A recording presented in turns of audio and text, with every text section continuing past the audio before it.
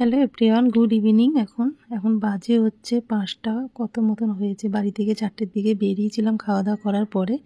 তো এসে তোমাদের সাথে সেরকমভাবে কথা বলা হয়নি। তো ওখানে গিয়ে ভাবলাম তাহলে একটুখানি ভিডিওটা শ্যুট করে রাখি, পরে তোমাদের সাথে শেয়ার করে দেবো শুক্রবারের ব্লগের সাথে। তা দেখো শ্বশুরমশাইকে নিয়ে চলে এসেছি গড়িয়া মোড়ে, একদম শীতলা মন্দিরের পাশে। ফোর সাইড বলে যেখানে এমআরআই হয় আর কি, সব সিটি স্ক্যান এমআরআই সব কিছু হয়, সেখানেই এসেছি।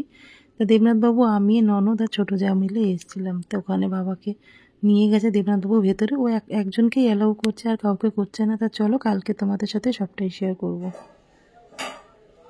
Hello everyone, good morning. তোমরা সবাই কেমন আছো? আশা করি খুব ভালো আছো, সুস্থ আছো। আমরাও ভালো আছি। দেবনাথ ফ্যামিলিতে তোমাদের আরেকবার স্বাগত।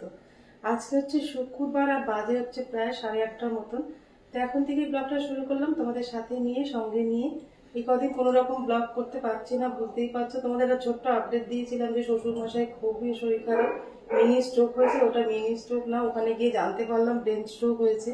ব্লাড, মাথার মধ্যে ব্লাড জমে আছে, সেই নিয়ে খুব সবাই দৌড়াদৌড়ি করছি এই কদিন ধরে। কালকেরে ননদের বাড়িতে নিয়ে এসেছি গড়িয়াতে। তোমরা তো জানো ননদের বাড়ি গড়িয়া। ওখানে সেই 3টের সময় আমরা খেয়ে দিয়ে উঠেই দৌড়েছি ওখান থেকে। তোমার এমআরআই করলাম কালকে রাত্রে, হ্যাঁ 9টা-10টার সময় বাড়িতে এসেছি দুজনে। তো এখন ননদের বাড়িতে আছে, এমআরআইটাই সব রিপোর্ট হয়ে গেছে। আজকে কেপিসিতে নিয়ে আসবো যাদবপুরে, 10টার দিকে যাবো, ননদ নিয়ে আসবে আর আমরা এখান থেকে বেরোবো। ওই জন্য সকাল সকাল রান্নাঘরে চলে এসেছি, রান্নাবান্না সেরে নিয়ে তারপরে এখন হসপিটালে যেতে হবে। কি বলবো, দেবনাথ বাবু এত ভেঙে পড়েছে না, ছোটবেলায় মাকে হারিয়েছে, আর আছে এর মধ্যে শুধু বাবাই আছে। তোমাদেরকে তো বললাম যে শ্বশুর শাশুড়ি সবই আমরা জানি ওনাকে। উনি চলে গেলে আমাদের আর কেউ মাথার উপরে ছাদ আর থাকবে না। খারাপটা ভাববো না, খারাপ চলে আসে, তোমরা তো জানো। সবকিছুতেই আগে খারাপটাই আমরা ভেবে নিই। বয়স হয়েছে তো, শরীর একদম বসে গেছে, ওই জন্য টেনশনে, চিন্তা, কিসের চিন্তা করে জানি না। এই নিয়ে একটু টেনশনের মধ্যে আমরাও রয়েছি। এখন দৌড়াদৌড়ি করতে হচ্ছে, ওই জন্য ঠিক মতন কোনো রকম ব্লগ করতে পারছি না। যা একটু ছোট ছোট করে ব্লগগুলো করার চেষ্টা করছি তোমাদের সাথে, যাতে তোমাদের আপডেটটা দিতে পারি, সেই জন্য। এই যে রান্না বান্না জোগাড় করে নিয়েছি। সকালবেলা দেবনাথবাবু আজকে পুজোটা দিয়ে গেছে, আর আমি স্নান করে রান্নাঘরে চলে এসেছি। এখন তাড়াতাড়ি করে একটু মাছের ঝোল আর একটুখানি ভাজা করে রেখে চলে যাব। আজকে কেবিসিতে ভর্তির ডেট আছে, ভর্তি যদি ওখানে করে, নাইলে আবার কি বলে দেখি ওখানে গিয়ে।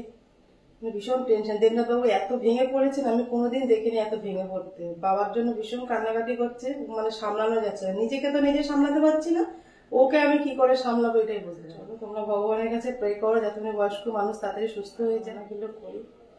এই কদিনে তোমাদের এত ভালোবাসা পেয়েছি না, তোমাদের সাথে কিছু না শেয়ার করতে পারলে সত্যিই ভালো লাগছে। এই যে এদিকে ভাত বসিয়ে দিয়েছি, আর এদিকে স্যামের ডিমটা সেদ্ধ করবো। স্যামকে এখন খাওয়াবো, খাইয়ে বাবু আসলে তারপরে বেরোবো। তো চলো কি রান্না করছি সেটুকু। তো কড়াই গরম হয়ে গেছে, কড়াইয়ের মধ্যে দিয়ে দেবো সর্ষের তেল। তেলটা গরম হয়ে গেছে, তেলের মধ্যে দিয়ে দেবো নুন হলুদ মাখিয়ে রাখা মাছ।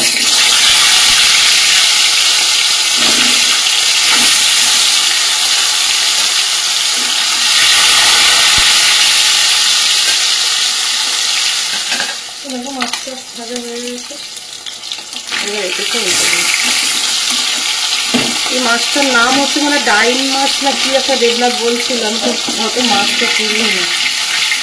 ডাইন মাছ না কি আমি বলি একটা নাম। আমি তো ভাবছিলাম এটা বোয়াল মাছ, কিন্তু না, এটা বোয়াল মাছ না, ও বললো ডাইন মাছ। তোমরা এই মাছটা জানো নাকি নাম ডাইন মাছ, আমাকে কমেন্ট করে জানিও। দেখো মাছগুলো ভাজা হয়ে গেছে, এবার এক এক করে মাছগুলো তুলে নেব।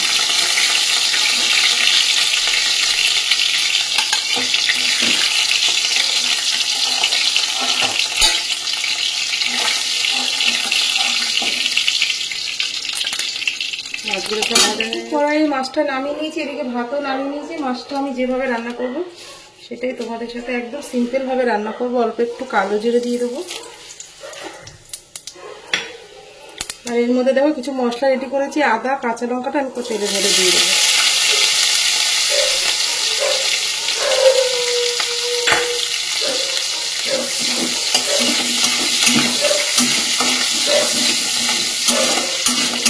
আদা, কাঁচা লঙ্কা আর কালো জিরেটা ভাজা ভাজা হয়ে গেছে, একটা গোটা টমেটো দিয়ে দেবো।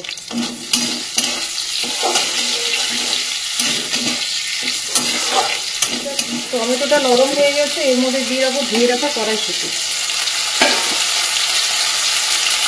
এটাকে নাড়াচাড়া করে কিছু গুঁড়ো মশলার মধ্যে হলুদ, নুন, লঙ্কার গুঁড়ো, এর মধ্যে একটুখানি জল দিয়ে দেবো।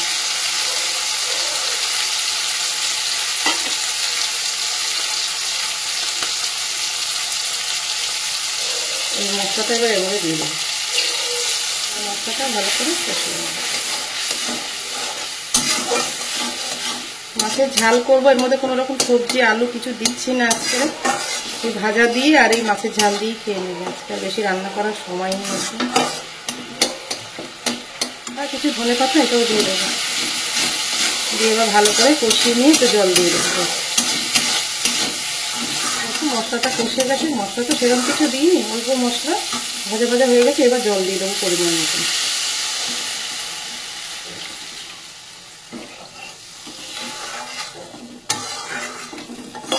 মাছের ঝোলটা একদম ভালো মতো ফুটে গেছে, এবার ভেজে রাখা মাছটা দিয়ে দেবো।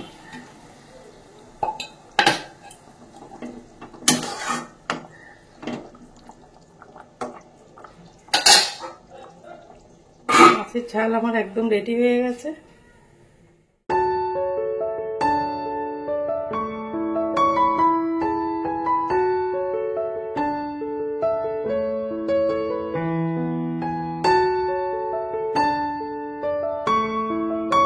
ঝাল একদম রেডি হয়ে গেছে। সামান্য অল্প একটু ঝোল রেখেছি যাতে দুপুরে ভাতটা খেতে পারে, সেইভাবে বেশি একটা ঝোল রাখিনি। 3 জনের জন্য 3 পিস মাছ রান্না করেছি। এবার মাছের ঝোল তো আমার রেডি হয়ে গেছে, ভাতও তো আগেই হয়ে গেছে।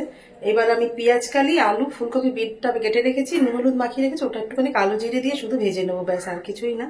এবার রেডি হতে হবে, 10:30টায় বাবু আসলে বেরিয়ে যাবো। তো চলো এগুলো রান্নাটা করে নিয়ে আসো। আজকে বেশি কিছু তোমাদের সাথে শেয়ার করতে পারলাম না, শুধু একটা সিট মাছের ঝোলটা তোমাদের সাথে শেয়ার করলাম। আশা করছি তোমাদের ভালোই লাগবে। তো চলো আমি রেডি হয়ে যাওয়ার সময় তোমাদের সাথে আবার 5 মিনিট বাকি, বাবু সবে এসছে, আমার রান্না বান্না সব কমপ্লিট। এবার যাবো, এখন কখন আসতে পারবো বাড়িতে ঠিক নেই। আজকে ভর্তি, তোমাদের তো বললাম যে আজকে কেবিসিতে ভর্তি করবে, তারপর ওখান থেকে যদি অন্য জায়গায় পাঠায় সবটাই তোমাদের সাথে শেয়ার করবো। চলো এখন বেরিয়ে যাই, ননদ অনেকক্ষণ আগেই চলে এসছে, দেবনাথ বাবু তো যাদবপুরেই আছে, ওখান থেকে যাবে। তো চলো পরে গিয়ে তোমাদের সাথে আবার কথা হচ্ছে।